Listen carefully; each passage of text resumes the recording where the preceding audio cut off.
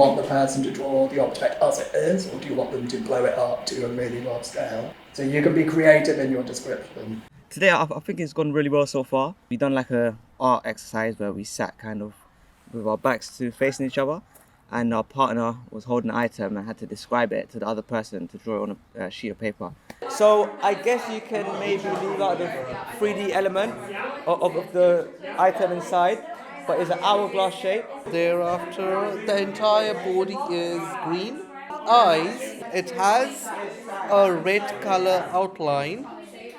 There's like these two shapes, one on top of each other, and the cylinder that rounds at the front, and then underneath is this rectangle that opens up. It showed like the power of communication.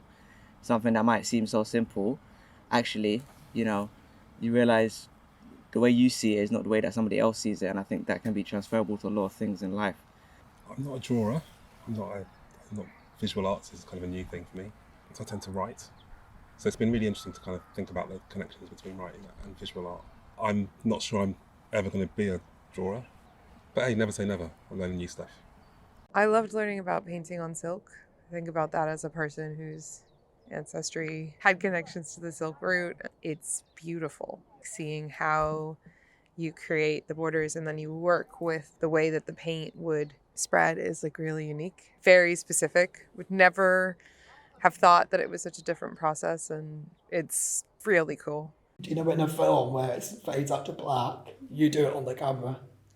So if I'm filming, I can fade out. It will go to black. Learning how that 16mm film camera works as well was quite cool. You don't really see many of those nowadays. I'm learning skills I would never have known to learn about. Meeting people that I'm really happy to be meeting. You all are curating a very special space for people to like connect with different ways of engaging